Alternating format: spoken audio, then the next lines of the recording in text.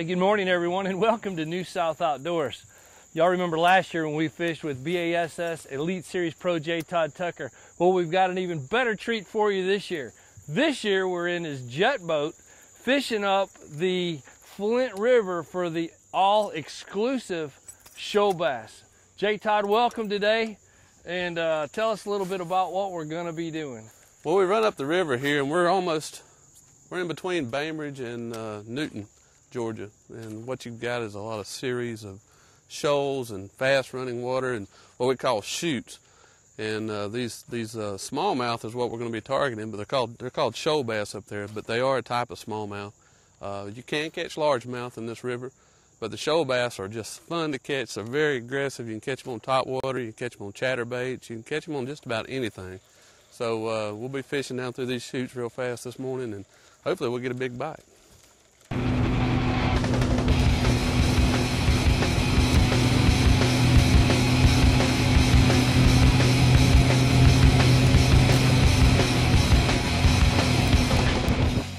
It's just beautiful looking up here. Oh my God. Yeah, you know, if you've never been here before, your first trip's just, you're in awe most of the time. It's, you know, you don't even care if you catch a fish or not. One thing great about being involved with, there he is. No, I thought one thing great about being involved with this, with New South Outdoors, is we visit so many places that the average person never gets to see. And you know what? It's right in their backyard. Yep. They don't even know it's here. This is right in everyone's backyard. It's not that far away. I don't suggest somebody just come up here blind for the first time, but you know, sorry. If you took your time and you have some boating skills, I suppose you could. When you do come up here and you're not familiar with this territory, and I fish a lot of water like this in Alabama, and I spend a lot of time taking it real slow and just idling and remembering where those rocks are, remembering where the channel is. And if you take your time and you have some skills of navigating a boat, you'll be able to navigate this river.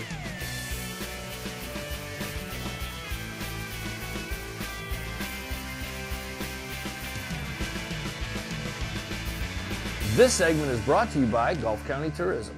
Take it easier.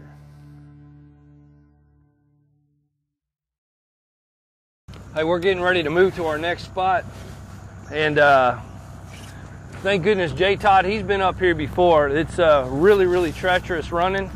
One very, very important thing is always wear your life jacket when you're running and stuff like this. Even though it's only 3 or 4 foot deep throughout, you need to really wear your life jacket. And as we're going, we should get some great shots of these boulders. Yeah, these rocks, if you hit one of these rocks and you're in a turn or something like that, they're unforgiving. And boy, when you hit one, they'll flip your boat over, and then, the fast water and all, you just don't want to be out there with that life jacket on, that's for sure. A lot of people in the river up here too, diving, looking for artifacts. The Indians used to live here, and there's so many things underneath this water that are here. They don't pick them up, but they do scuba dive, and you have to watch out for other people when you're running this river. That's another real great tip. Always watch out for some of the unexpected. Yeah.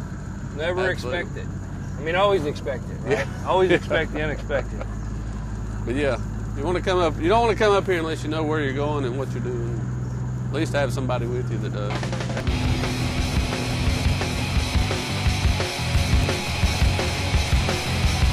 About the middle.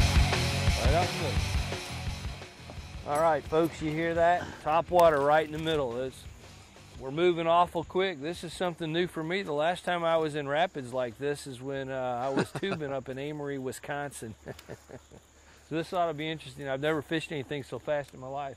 No, I take that back. I have been fishing for salmon before in water like this. Salmon. We're fishing for bass in the state of Georgia. Yeah, a lot of people don't know that this even exists up here. Oh my gosh, this is incredible.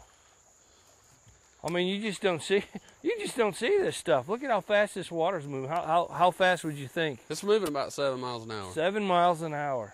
And people often ask about, well, am I reeling too fast, or Well, I don't think you can reel too fast for a Not bass. for You know, if they're chasing stuff in 7-mile-an-hour current. Not for these fish. You can see these big rocks we ran over right here, JR. Look at oh my gosh, I don't want to look. It's amazing. I don't want to look. That's not only amazing, it's scary. If you look down, you may not ever come back. I'll come back with you, but you never have to worry about me fishing against you in the tournament up here. I promise you that.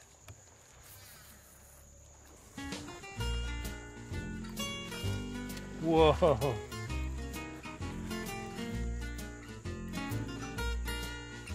at that. Look at how they pull. Man, yeah. That's a pretty decent fish. That is a good fish. Unbelievable. They jump. It's like a baby tarpon. And in the current, wow. Unbelievable. Let me get out of your See way. if I can get him up here. Folks, this is some never seen. This is something you hardly ever see on television. You won't. First of all, people fishing for shoal bass. They just won't give up. Look at that. Now this is a bass. This is a bass. You know, they fight this current all their life, and they've got so many muscles. Them, is it? Look at that. Oh boy, you folks are in for a treat here. Woo! Wait till you see how pretty this fish is. Wait till you see. He's just not ready to give up yet, JR.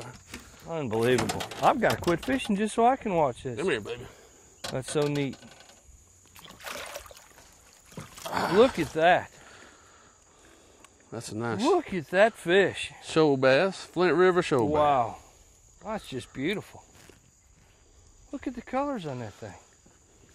And some pliers? You know, these what I consider them my pets, you know, and I hope everybody else does, because it's such a special opportunity to be able to come up here and. That fish is gorgeous. It looks like a tiger. I don't want to hurt him. I really do what I can to protect this species of fish. You know, it's just so rare, and they get so big here. In a lot of places, they don't get this big. Well, there's not a lot of places across the country. I've done some research, and there's very, very, very few places to catch this particular species of bass. And this is one of them. You know, once again, the great thing about New South Outdoors is we're here. Look, oh, that's just incredible. That's a good three and a half. I've got to get my camera out. Fish. I want to take your picture too. But you can see that they're the horizontal lines. They're bronze, just like a smallmouth.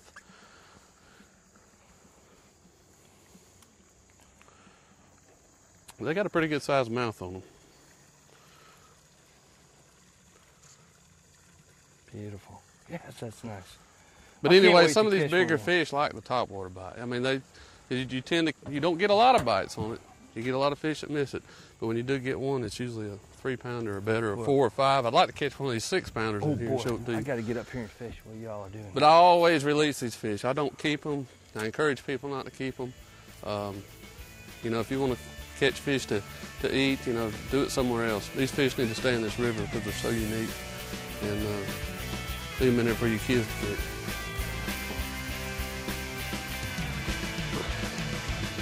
Bye.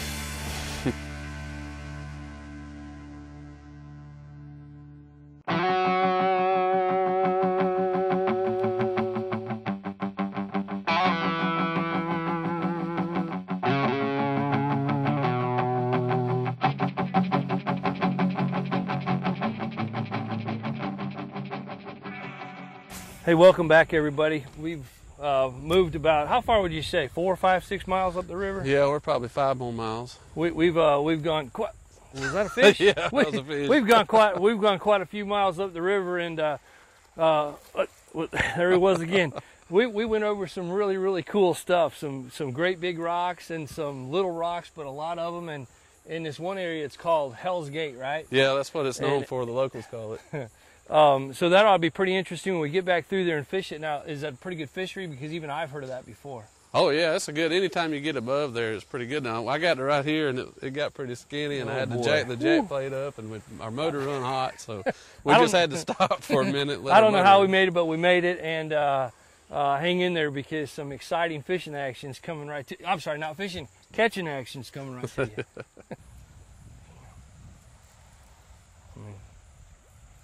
Well, you know, it's 100 degrees outside like it has been, and you want to go fishing, this is the place to go in the middle of the summer because the water's always moving. And the reason why these fish are more aggressive than a reservoir or anything like that is because of that water moving, it creates oxygen in the water. And that's why you see these fish out in the middle of these channels in this real fast stuff and not much, you know, they're staying away from that slack water. They're in the middle of these channels where the water's moving because of the oxygen level, and it's cooler. But that's why you can catch them this time of the year when you can't catch fish elsewhere.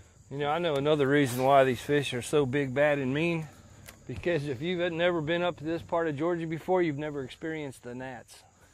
Yeah. I think they feed on the gnats, and that's what makes them so big, bad, and mean. Oh, boy. These gnats are terrible. Oh, we forgot to mention that to you folks. If you come up here, make sure you bring some anti-gnat protection stuff. Swamp Gator, Home Depot, Lowe's, you can find it there. It will definitely help.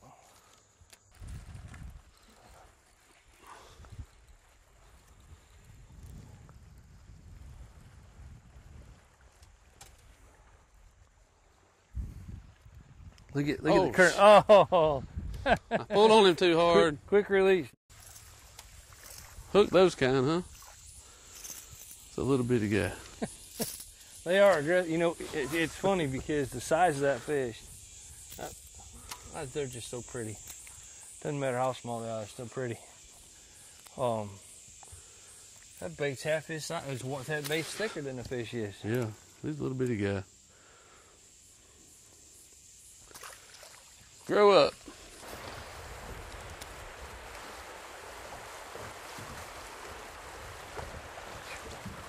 Crazy.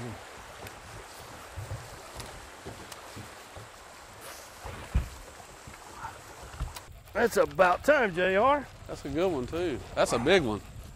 It's That's about a real big time, one. JR. Don't horse him now. You're gonna have Let to me let get that on drag. the board. Look at that size Man, of that. I've caught. That's a good one, JR. I'll just keep it stay down there, big guy. My first ever shoal bass. There you go. You want me to help you with it? Well, I saw you. It takes a little while to get him. I saw the last one that you tried to get in there, and maybe I'll just handle this one myself. Yeah, all right. I got this new deep south cranking rod, and the tip is really soft, and when the fish grabs it, you know, you don't overreact on it. That's so, good. Probably if I had seen him. There you go. On the chatterbait. Wow. Tell you what, that's so exciting to me. It's not even funny. He's not the caliber of your fish, but No, that's for a my nice. first That's one, a nice shoal bass. I'll definitely take him. That's a very nice shoal bass. Good job. Great. All right. It's time to move on. You know, you think it's that fish that we saw roll back there? I don't know. Could be. Probably more than one. They're pretty Yeah, social. what is that on his head? You think that's from running into rocks or Yeah, something? probably. Something got a hold of him. Back Wow, when he was teeth. younger. They got teeth. They got some pretty rough patches on there. Yes, they do. I don't know if we can get. That one's pretty raw. You know, that's if you catch them on a worm or something, they hook real deep. They'll cut your line. I got you. You know, there's some throughout the shows that we've done, we've gotten close-ups of a lot of these fish with teeth. And now it's not got teeth where it's gonna bite you and hurt you or make you bleed, but you can definitely feel them in there. All right, well, let's get this guy back in the water. That's pretty awesome. Yeah, that's awesome. Well, this water's clear, ain't it? Boy, it is.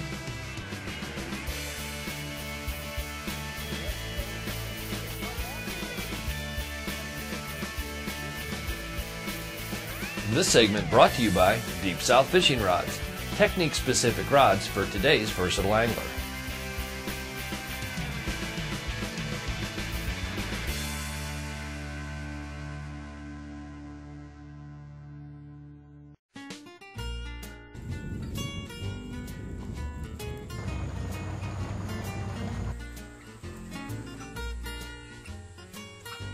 Oh my gosh.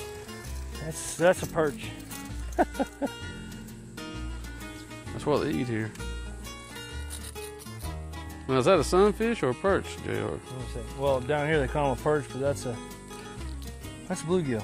You can see the sun. Ah, that's a sunfish. I can see the sun right through it. Fish, son. This right here is a chatterbait. It's a jig with a blade on the front of it. Just gives it some vibration. And we take a speed crawl. It looks more like a brim. This is what these fish up here feed off of. It's got a lot of action, a lot of rheatic movement. And I don't have any with me right now, but normally I would take and dye the ends of the claws with some chartreuse, like the back end of a brim. There we go. That's another real good one, huh? It's a decent fish. Nice. Looky there. Boy, this water's clear, ain't it? Boy, it is. You know, it's 11:30 and they're still hitting top water here. Yeah. That's crazy. Look at that beautiful fish. Beautiful fish. Just another. Yeah, again, out here in kind of the middle of the channel. You may not get many bites on the top. I mean, you know, catch many, Right. but you'll catch the better quality for sure. But just a tiny Magnum, tiny torpedo. You know, this is an average size fish on this river. Yeah, that's 2 a great, pounds, yeah, you know, that's a good great 2-pound size fish, to, but I mean, to have fun with and They're fat and they can pull real hard. And try different techniques. Yeah. I mean, you know, that's wonderful. so, You were telling me about swimming that jig before, yeah. and I had 2 bites when we came across that last shoal right there. And when we come through these rocks, I'm gonna swim. Oh God! I'm gonna swim it through there. Look at that. That's a good one. Man, oh man. That's what I get for not I listening told to you you they earlier. like that. I told you they'll eat a jig. up Swim here. that jig. Boy, that. Sun You know, I've gets been up. bouncing that thing all day long. I've been bouncing it, and I swim it twice. Look at that. Not bad. Not bad. Bunch of 2-pounders up here. That's that's pretty nice. common, you know. But good fun fish to catch. This segment brought to you by Woods and Water Magazine, providing outdoorsmen with timely news and information since 1978. Check them out on the web at www.woodsandwater.net.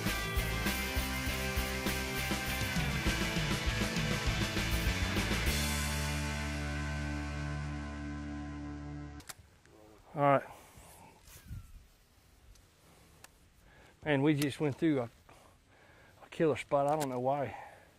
See that? Look at it. Yeah, Taking off. I didn't. I didn't. I got one. Oh my gosh. Oh my gosh. Have to put on a worm to slow down a little bit. He's coming up. Look at that. Was he stuck behind something? No, he was just Get in out that your current, you know. No! Look at You there. got one too. What'd you do? Stop swimming that jig. Look at this. Look at this. Here he comes. He hit that right behind the boat, though. Here, let me get mine in. Who's is bigger? Who's is bigger? Who's is bigger? I think mine's a little bit bigger. Oh, crap. They're all about the same. There's a bunch of 2.5-pounders up here, you know. That's just. I'll tell you, well, you know, I kept seeing them swimming between them rocks. And it's just a matter of time. I had to slow down and pick up a worm, you know, and start finesse fishing a little bit. It's just the sun's getting high. And you need to be here early. I'm sure. tired. Yeah, me too. You ready to go? Yeah, I got to go to Atlanta and got things to do today. So right. but it's a good half a day of fishing. I thought. It is a great half a day Yeah. of fishing. Thanks, buddy. Yes, sir. I really Enjoyed it. appreciate it, and hope everyone enjoyed it at home. Remember, it's super hot out here. It's early August. The water temperature in the river is probably 95 degrees or so. And J Todd put us on them, and can't thank him enough, and hope you all enjoyed it at home. And we'll see you next time on New South Outdoors. Let's put these fish back. Okay.